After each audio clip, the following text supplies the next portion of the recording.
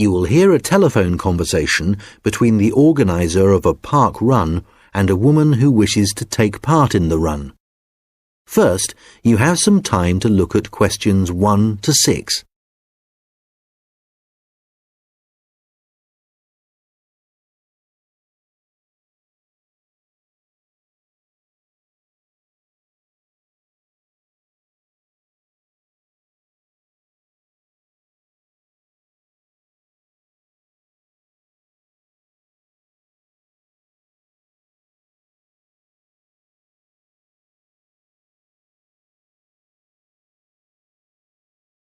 Good morning, Dave Smith speaking. Hi, could I speak to the organiser of the Preston Park Run? Yes, that's me. Great. I was talking to some friends of mine about the run, and they suggested I contact you to get some more details. Sure. What would you like to know?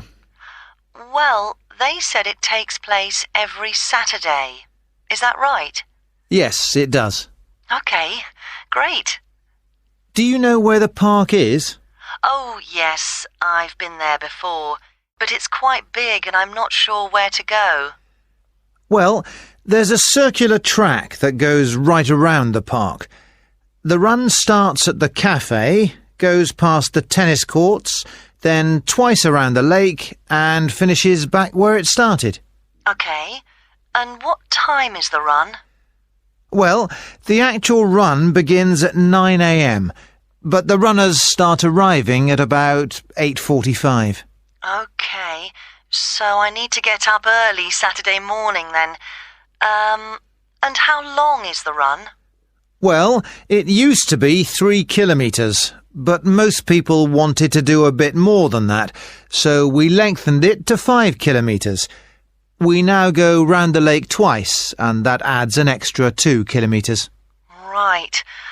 Not sure I've ever run that far, so I'd better start doing a bit of training. That's a good idea. But it's not a race, it's really just for fun. And the best thing would be to take it easy the first few times you do it, and then see if you can gradually improve your time. Is the run timed then? How do I know how well I've done? When you cross the finish line, you'll be given a barcode, and you take this to one of the run volunteers who will scan it. Then you can get your time online when you go home. Oh, I see. You collect all the results. Exactly. I see. That's great. So, how do I register? Well, there are several ways. I could take your details over the phone, but it's much easier if you do it using the website. Okay, good. I think that's probably all I need to know for now. Oh yes, does it cost anything to register, or do you collect money each week? Well, it doesn't cost anything to register, but we do charge for the run. In fact, we have just increased the charge to £1.50. It used to be £1, but because we were making a bit of a loss, we have had to increase it by 50p. Okay, thanks. I think I have enough information on taking part in the run. Before you hear the rest of the conversation, you will have some time to look at the questions 7 to 10.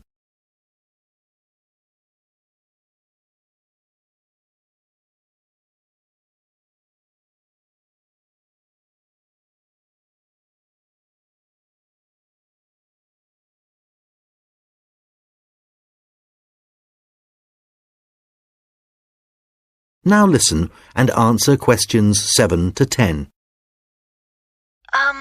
You mentioned volunteers. I have a friend who is interested in helping out. Can you give me some details so I can pass them on to her? Sure. Well, you need to ask your friend to contact Pete Morn. He manages all the volunteers. Okay. I didn't quite catch his surname. Was it Morn? M-O-R-N? No, just a bit more complicated. It's M-A-U-G-H-A-N.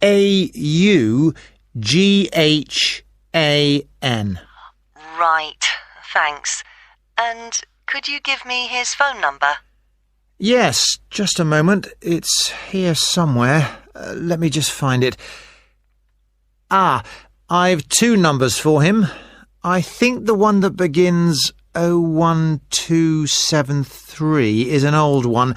So use this one. It's 01444 73290. Okay, got that. Can you tell me anything about the volunteering? Like what kind of activities it involves? Sure.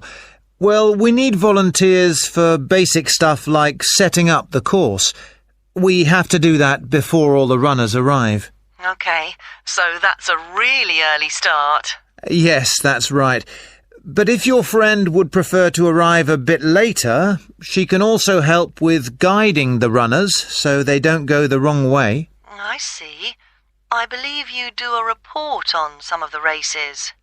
Yes, that's right. In fact, we do a weekly report on each race, and we always try to illustrate it. Okay. Well, my friend really likes taking photographs. She's just bought a new camera. Actually, that would be great. I don't know whether Pete has anyone to take photographs this week. Oh, I'll let her know. OK, good. Could you ask your friend to phone Pete and let him know? Yes, I will. OK, thanks. Goodbye. Goodbye. That is the end of section 1. You now have half a minute to check your answers.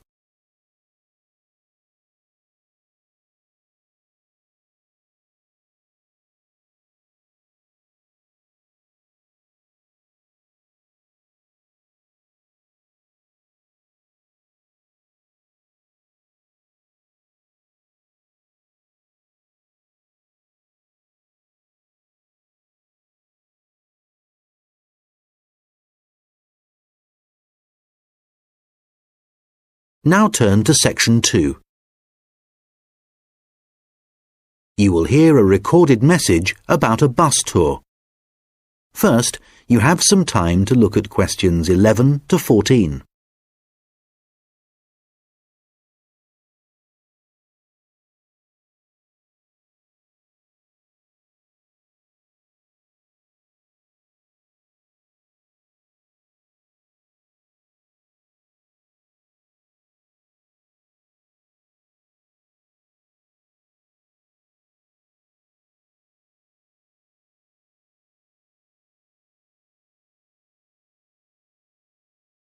Thank you for calling the phone line for the Pacton-on-Sea bus tour.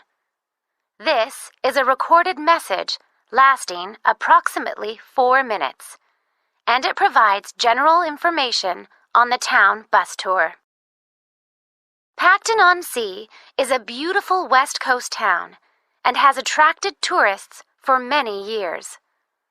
One of the best ways of getting to know the town is to take the bus tour, which provides a wonderful viewing experience from one of our open-top buses. The tour is a round trip of the town, and there are a total of 4 stops where passengers can get on and off the bus. A lot of people start at the first stop, which is at the train station, as this is where many tourists arrive in the town. The next stop after the station is the aquarium, which is famous for its dolphin show, and which has recently expanded to include sharks. This is well worth a visit and is very reasonably priced. Leaving the aquarium, the bus tour goes along the coast road and after a few kilometers comes to the old fishing village, where you can get off to stroll along the waterfront.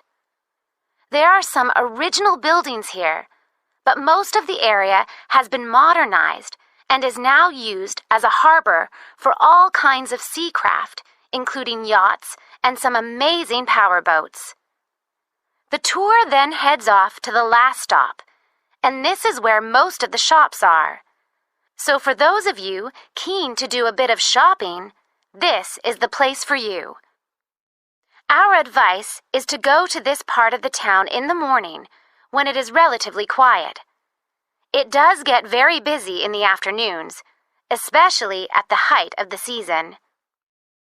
This area of the town includes an ancient water fountain where many people like to have their photograph taken, so do look out for this. Before you hear the rest of the conversation, you will have some time to look at the questions 15 to 20.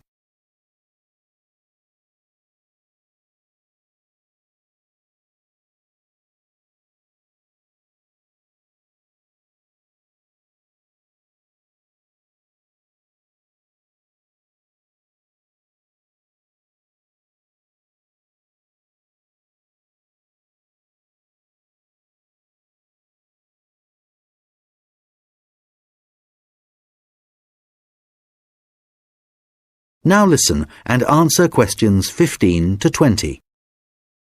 Now, some details of the costs and timings. A family ticket, which includes 2 adults and up to 3 children, costs $30. An adult ticket costs $15.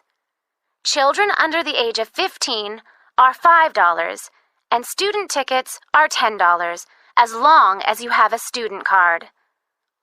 All tickets are valid for 24 hours, which means that you can get on and off the bus as many times as you like within a 24-hour period. So you could, for example, start the tour in the afternoon and complete it the following morning. The first bus of the day leaves the station at 10 a.m., and the last one of the day leaves at 6 p.m. Buses leave every 30 minutes, and each tour takes a total of 50 minutes. There are many attractions at each of the stops, so wherever you get off the bus, there will be plenty to do. The bus tour tickets do not include entrance to any of these attractions apart from the museum, which is located near the aquarium. Some buses have local guides who will point out places of interest and will provide information on the town. However, we cannot guarantee that every bus will have a guide, and so we also have an audio commentary that has been specially recorded for the bus tour by the tourist office. Headphones are available on the bus, and these are easy to operate. There is no extra charge for these. Just plug in, select the required language, and adjust the volume.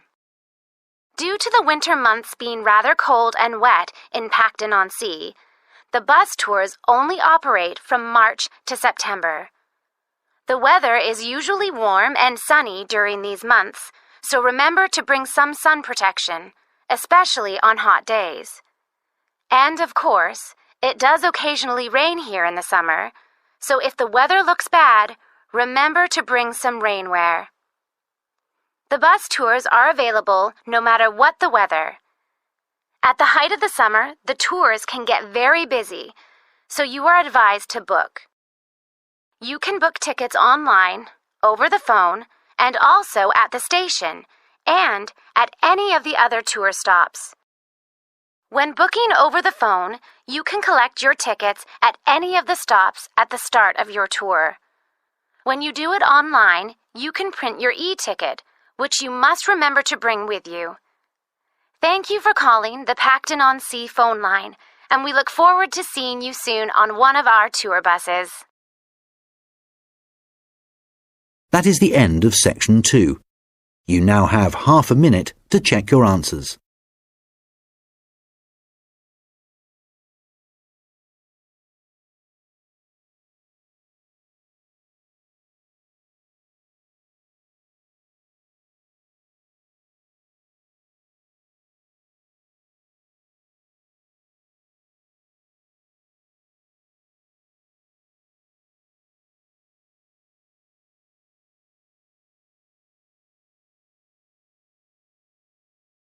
Now turn to section 3. You will hear a conversation between an admissions officer and a manager from the university's technologies department. First, you have some time to look at questions 21 to 26.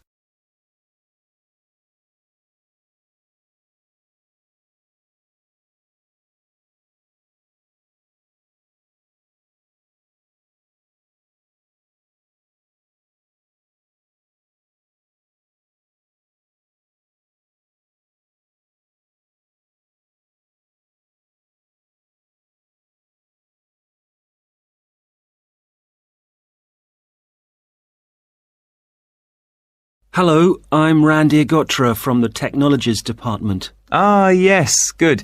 I'm Dave Hadley. Thanks for coming to see me. That's okay. I believe you want us to do some work for you. Yes, that's right. I'm responsible for student admissions to the college, and I use a computer system to help process student enrolments and to do the timetabling. But it really doesn't suit the way we work these days. It's over 10 years old, and although it was fine when it was first introduced, it's just not good enough now. Okay, what problems are you experiencing? Well, 20 years ago, the college was quite small, and we didn't have the numbers of students or tutors that we have now. So the system can't handle the increasing volumes? Well, there's a lot more data now, and it sometimes seems the system has crashed, but in fact, it just takes ages to go from one screen to the next. Right. Is that the only problem? Well, that's the main one, but there are others. In the past, doing the timetabling was quite simple, but now we have a lot more courses, and what's made it complicated is that many of them have options. Right, but the system should allow you to include those. Well, no, it doesn't.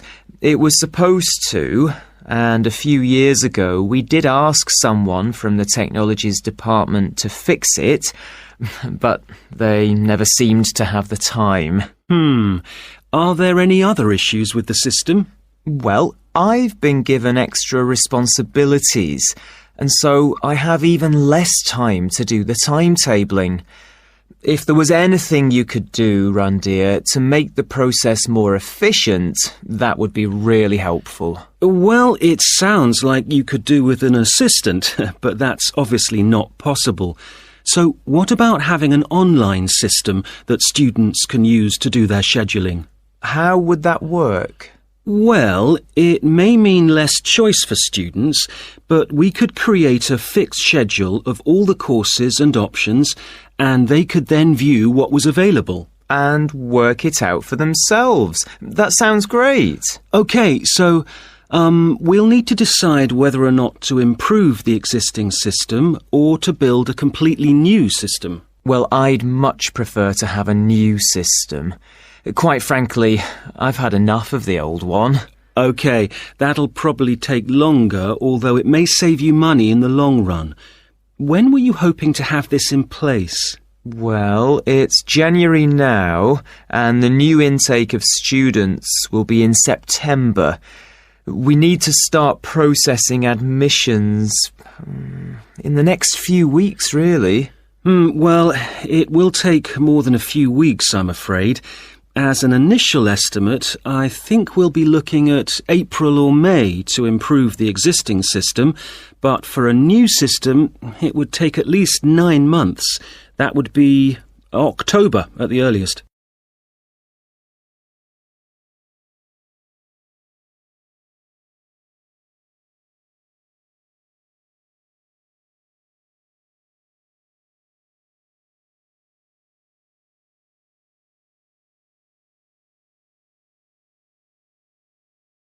Now listen and answer questions 27 to 30. What are the next steps if we are to have a new system? Well, the first question is, do you have support from your senior management? Yes, I've already discussed it with them, and they're also keen to get this work done. OK, because I was going to say that's the first thing you need to do, and without that we can't go ahead. Yes, I've done that. That's good. Actually, they mentioned that there's probably a form I need to complete to formally start the project. Yes, that's the next thing you need to do. I'll send you an email with a link so you can fill it in online. It's called a project request form. OK, great. And then what happens? Well, I have a list of things, but I think the third thing you should do is see Samir. He's our analyst who will look at the system and identify what needs to be done. OK, can you send me his contact details and I'll set up a meeting with him? OK, that's good. So we should soon be able to get a team together to start the work. Some members of our team work in different locations, so it's not easy to have face-to-face meetings. That's okay. I'm used to having conference calls, providing they're not late at night. Right, so I'll send you details of the team, and if you could set up a call, that would be great. Okay, I'll do that. Thanks. That is the end of section 3. You now have half a minute to check your answers.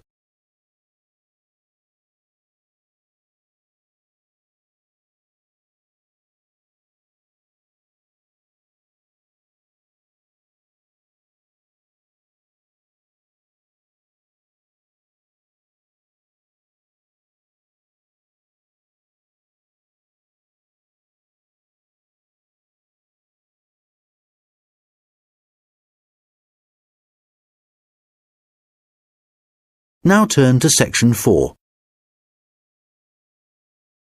You will hear a lecture about how the production of ceramics, such as plates, pots and glass, first began.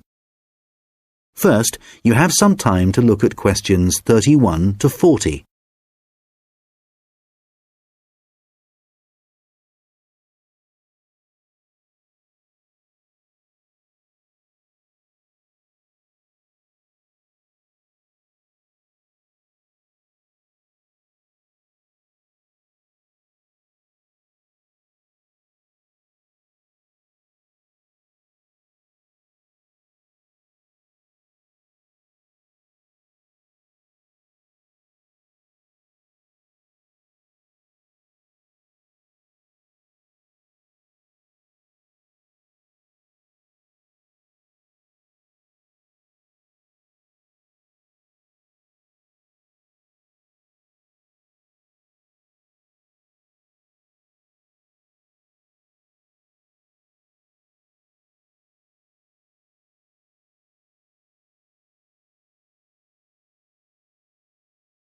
Now listen carefully and answer questions 31 to 40.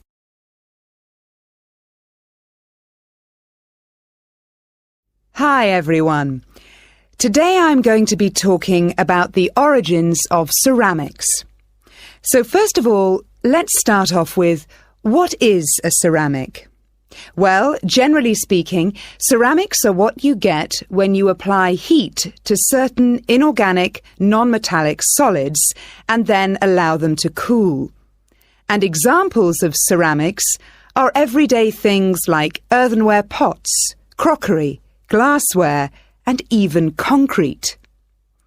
So how did it all begin? Well, it all started around 29,000 years ago, when humans discovered that if you dig up some soft clay from the ground, mould it into a shape, and then heat it up to a very high temperature, when it cools, the clay has been transformed into something hard and rigid. And so what did those first humans do with their discovery?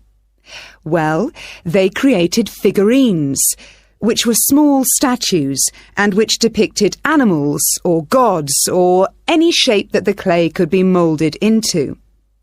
And all this activity was centred around southern Europe, where there is also evidence of ceramics that were created much later. The early humans also found a practical use for their discovery, such as storing things like grain, although there were drawbacks. The pots were porous, so that although they could carry water in them, it wasn't possible to store it over a long period. And also they were quite brittle and shattered very easily if they were dropped. But despite these problems, it was many thousands of years before there were any improvements. In China, at around 200 BC, they discovered that by adding minerals to the clay, they could improve both the appearance and the strength of the ceramics. But it took nearly 1,000 years before they perfected the process to produce high-quality ceramics known as porcelain. And once they had perfected the process, they kept it a secret for another 1,000 years. Compared to the first ceramics, porcelain was lighter, finer, harder, and whiter, and became an important commodity in China's trading with the rest of the world for hundreds of years. In fact, it became so valuable that it was known as white gold, and spies were sent to China to discover what they did to the clay to produce such high-quality merchandise. It wasn't until the 18th century that the secret began to unravel. A German alchemist called Johann Friedrich Böttger was asked by the king to make gold out of lead. Unfortunately, Böttger failed to achieve this and soon gave up. But in order to please the king, he attempted to make high-quality porcelain. And after many years of experimentation, he discovered that by adding quartz and a material called China stone to very high-quality clay, he managed to get the same results that the Chinese had been achieving for the last 1,000 years.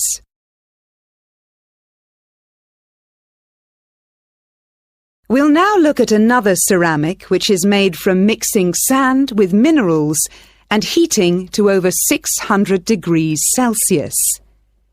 When this mixture cools, the result is, of course, glass. The main difference between ceramics made from clay and glass is that clay is made up of crystalline plates which become locked together in the cooling process, whereas glass cools too quickly for crystals to form. Apart from that, the process of heating up naturally occurring materials to transform them is the same. The origins of glass date back to 3500 BC, but it wasn't until the Roman Empire, 2,000 years ago, that the art of glass blowing and the practical uses of glass became more widespread. One of the more innovative uses was to use it in windows, as up until then they had just been holes in walls. It must have been very drafty in those days. The Romans were also responsible for inventing concrete, and although the origins are uncertain, experts think that this is largely due to the high level of volcanic activity in the area. The Romans observed that when volcanic ash mixes with water and then cools, it gets extremely hard and almost impossible to break up. The chemical reaction that follows is very complex and continues for many years, and the concrete just keeps getting harder. Evidence of this are the numerous Roman remains that are still standing, many of which are almost completely intact. One of the most important facts about concrete for the Romans was that it can be created underwater. As the Roman Empire grew, the Romans needed to take control of the seas, and for this they needed to build harbours capable of holding a fleet of ships. Pouring concrete mixture into the sea immediately started the hardening process, and rather than just dissolving in the mass of water, the substance was tough and long-lasting. This strange characteristic of concrete made a significant contribution to the success of the Roman Empire.